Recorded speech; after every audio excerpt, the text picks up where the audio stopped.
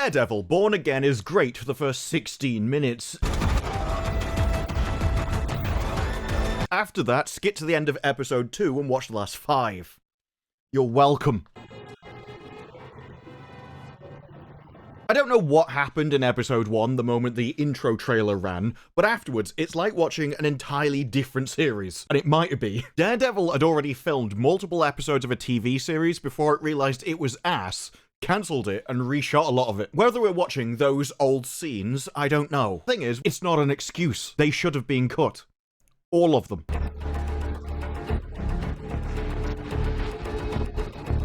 The start of episode 1, the end of episode 2 is Daredevil. Everything in the middle is some kind of weird, effeminate soap opera. In the 2 episodes, Daredevil goes on more dates than he does punch people in the face. We've got dates. And dates. And dates. We have therapy, dating therapists, and marriage counseling.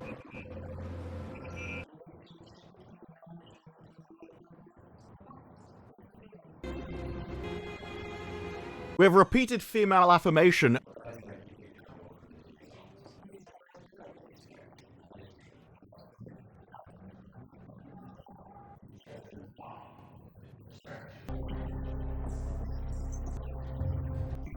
And a politics scene which seems to solely exist to tell you that the men in the room are idiots, but of course we really need to listen to her. She's the smart one.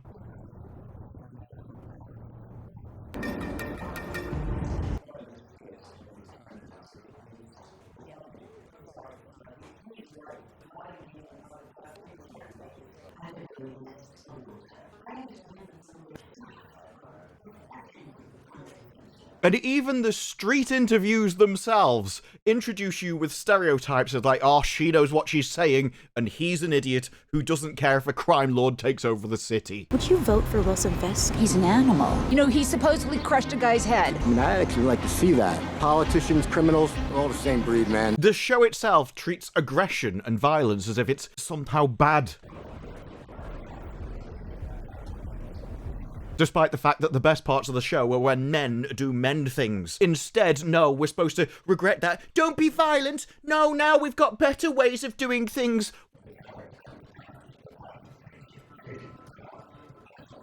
We're all just broken women that need to evolve into a better, superior being. Yes, now we do things by soft power. Now it's about social consensus and making everybody like us. I'm the mayor, you see. I'm gonna go out into the street and make people like me by filling in a hole. No, that was a scene.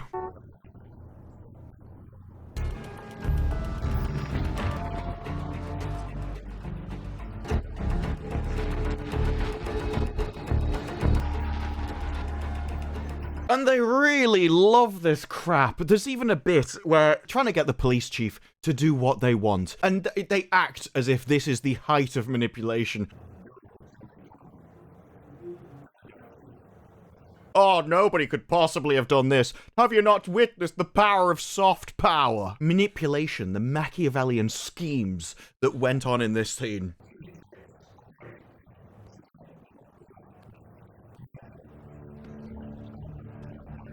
He spoke about food, showed him a photo, and then they go, yeah, I'll do whatever you want, mate, and walked out. I mean, yes, on its own, I could just assume the writer was a retard. You didn't have to confirm it, though, in the pissing scene, did you? Yes, that was a masterful plan, good sir. You showed him a photo. You sure got him. All of these scenes take place among waffling. It's waffling. The scenes are long, drawn out, and don't do anything. They're not saying anything. They're attempting to reach depth, but it's all faux depth. There's no complication to any of it. It's just, oh, do you think that maybe you should be violent? No, I don't think you should be violent anymore. If you're violent, if you're violent, I'll do something over there. There's only one line that I liked out of all the episodes, and it was this. There's a storyline here which is interesting of the mayor versus vigilantes. Both think they're doing best for the city, but which one actually is? You can play with that line of where is it acceptable to step out of the traditional legal system, to step beyond the line of the law. How much good do you have to do to balance out breaking the law in the first place? And is the law even required in these situations? Is it actually fit for purpose? As you got Kingpin versus vigilante, even if they both wanted good for the system, they would break the law, go beyond the bounds in their own way. That's interesting to play with, especially as one can act as the limitation on the other in the first place. Instead, what you have is, oh, you shouldn't be violent. I feel bad because my friend died. And I suppose at this point I should say spoilers. There is nothing to spoil after the first 16 minutes. It's very hard to spoil anything that doesn't happen. But in the first 16 minutes, they bring back the trio that has been used in the marketing from the first series, and then promptly kill one of them. This is then used to send Daredevil on a path to destruction of basically, I feel sorry for myself and I don't want to do it anymore, which is the effeminate, self-pitying, I'm gonna wallow in my own depression kind of storyline. It's nihilistic, it's not heroic, it's not fun to watch, it's not entertaining, and it shouldn't actually exist in a TV show.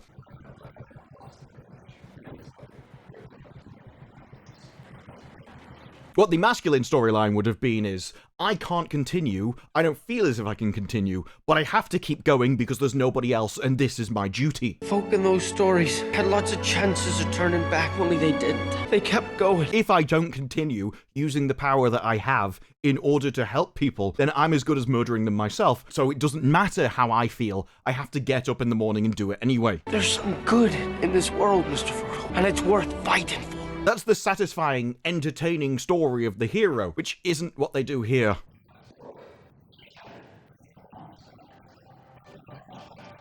Instead, no, I want to go on a date, please. That'll be fun. Even if they did want to go down this line, there would have been a better way to do it in the first 16 minutes. And that should have been Daredevil's fault. As it was, though, Daredevil made absolutely no mistakes in this at all. He couldn't have saved the guy. He was in a different location at the time trying to save somebody else. And at no point did he make any mistake. It's not like he had a decision to make of, do I save this guy or this one? Instead, it was just, I don't have super speed, and so all I can do is take revenge. Which he tried to, and it was amazing. I thought they'd nope out at the last second, but they didn't, and it was the right thing to do. But that's the problem. Daredevil should have seen it as the right thing to do, and it shouldn't have fazed him. This wasn't, oh, I've got a darker side and I don't know whether I should be a man anymore. Grow up, the guy deserved it, and you gave him what he deserved. That's justice, that's based, who cares? I don't watch any Marvel movie to watch the main person concerned about whether they should punch somebody in the face or not. Their answer is they're evil, so do it, yes. That's what they get. This is actually the problem that they had between the Joker and the Joker 2. People like the Joker because he gave people what they deserved. But you're not supposed to see it that way. You're not supposed to like Matt Murdock doing this to people. No! He's upset. Cry with him. Don't you understand we put all these women in positions of power? They're what you're supposed to support. It's the new, more modern morality. And like, no. Throw another person off the roof, please. Even at the end of episode 2, you got crooked cops out to save themselves who are about to kill an innocent person, and he just lets himself get battered by them. You could argue that he doesn't want to give away his cover, but that happens anyway, and quite frankly, I don't care. You had an excuse for Matt Murdock to beat the crap out of people. Take it.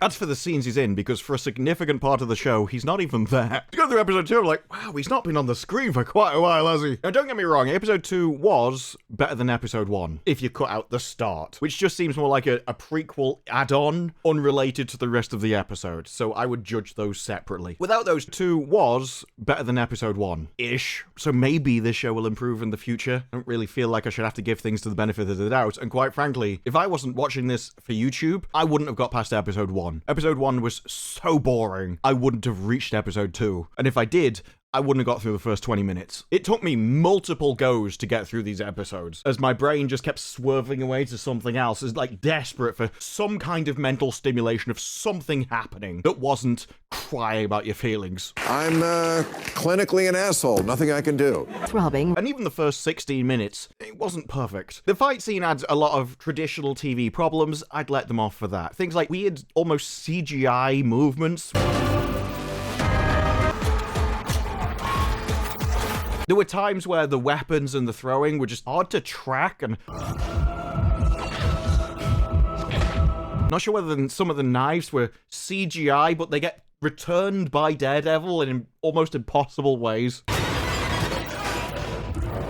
But it's a TV fight, I can let go a lot of that. I still enjoyed it. My main issue was actually the fridging that went on. Not because the guy was fridged in the first place, but because it really only works that quickly if you do it with a wife or a child. Somebody where you know the main character is just inherently invested in him. Now you can argue that, oh, well, you've got all this previous series to build up. Yes. This series isn't related to those, though. This series is as related to those as it is She-Hulk. I could take you out to dinner. Could skip all of that and just... Oh, don't worry about this. This is them just making Daredevil do the walk of shame. Or Echo. Echo, echo, echo. And if you want this to be a new, separate season, which you're doing on your own, where you're not relying on stuff over there, then you have to make me care about all the characters in this season. And Daredevil barely speaks 2 words to this bloke.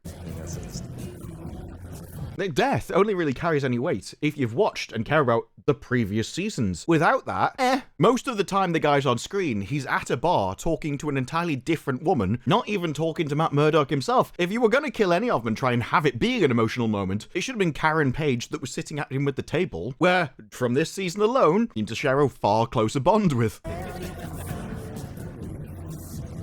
So as a whole fridging trope to get the character invested in something, it really only worked because of Charlie Cox's acting, actually showing you how distraught he was, and then yeeting a guy off a roof. Rather than the action itself and what happened. I was more invested in the pain that Charlie Cox was acting than, oh no, this character's died. Oh well, I didn't know him at all. You could have driven a car into the bar and wiped out everybody. We didn't know who they were. We just met them. So I definitely think there was a better way to do that and have the audience invested in it than... Please remember this show from ages ago. You may have watched on Netflix, or not. This is where you get to the weird things, because quite often, if I was criticizing a show like this, I'd be like, well, this actor's awful, this actor's awful. It's not the case. Charlie Cox is great. Vincent, who plays Kingpin, is great. I don't really have any complaints with anybody involved. It's just that the writing always seems like it's killing time. I called it a soap opera at the start because that is how it feels. It's just, oh, look at the emotional lives of these people going around town all day. And if I did have wicked wallpaper plastered around my room and was really looking forward to the Snow White movie, also I could watch Rachel Ziegler sing about empowerment. Close my eyes and see the girl I'm meant to be. Sometimes you didn't want to know the end, because how could the end be happy? I think I'd like the majority of this series. But then if I did, I don't think I'd like the start of episode 1 and the end of episode 2, which is what appealed to me. That's my main issue with the show. It seems tonally all over the place. It's desperate to make you think that these two guys sitting in a room waffling at each other is deep and complicated, like there's some hidden depth, some emotional resonance there. It just doesn't exist.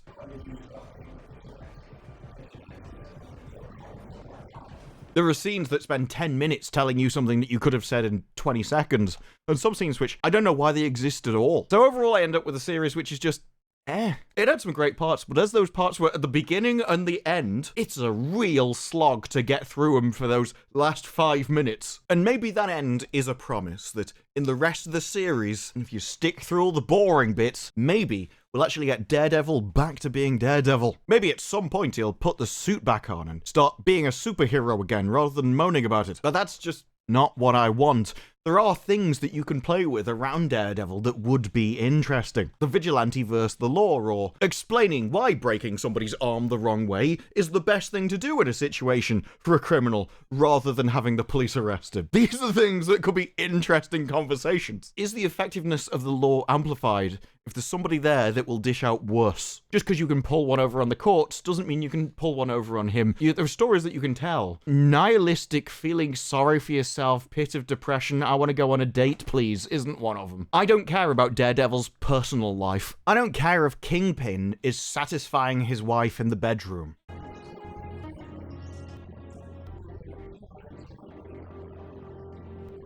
I don't care if Kingpin and his wife are leading emotionally satisfied lives where he needs to hear her because she's in her safe space talking about her feelings. And I don't need scene after scene of people pretending that what they're doing is really complicated and deep oh, it's Machiavellian, you'll never understand the schemes we're doing here. Well, the problem is if you do understand what's going on in the scene, it's as shallow as a duck's backside. At best, these episodes were side monitor television. I would have enjoyed them a lot more on a side monitor playing a game at 2 times speed. At least then I could have had something else occupy my mind while the rudimentary, autonomous part of me tracked the shallow storytelling. Oh look, he's gone on a date now, that's interesting. Seriously, it happened like 4 or 5 times. But what you end up with overall is something where it's not an incompetent show, just really dull. And its target market isn't me. It's the 45-year-old middle-aged housewife that thinks Cynthia Erivo should slay Queen. That's the majority of the show. And it's just got violence tacked on at either end. Almost parasitical. We put it at the beginning and the end to try and give you something to talk about. But the real bulk of the show, the meat of it, is an entirely different creature. And like I say, maybe that changes later on because this is a hangover of the series they filmed before. But if that's true, you should have just cleaned house and deleted all of it. None of this should have been in the show. Because maybe there's some people that care about the empowerment throughout the series. Whether Kingpin satisfies his wife in a therapy environment. How Matt Murdock treats someone on a date when a mob walks past.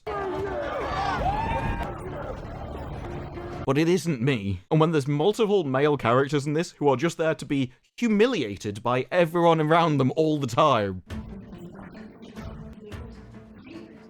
Yeah. Do it to her, though. Go on. Stop telling her how much amazing she is. You have the balls to do that? Don't think you do you? Because apart from the violent scenes, which are good, that is the one thing that this entire show is lacking. Balls. Testosterone. The same thing that Hollywood has been lacking overall. And that's what the series needed, because if I wanted the rest of it, I could just go and watch Coronation Street, or Emmerdale, or any other soap opera, which just goes around looking at the relationships of people and what it's like when they go to the pub. But those are just my thoughts. What are yours? Let me know down in the comments below. Like the video if you like the video. Subscribe. More videos like this in the future, and I'll see you in the next one. Bye-bye.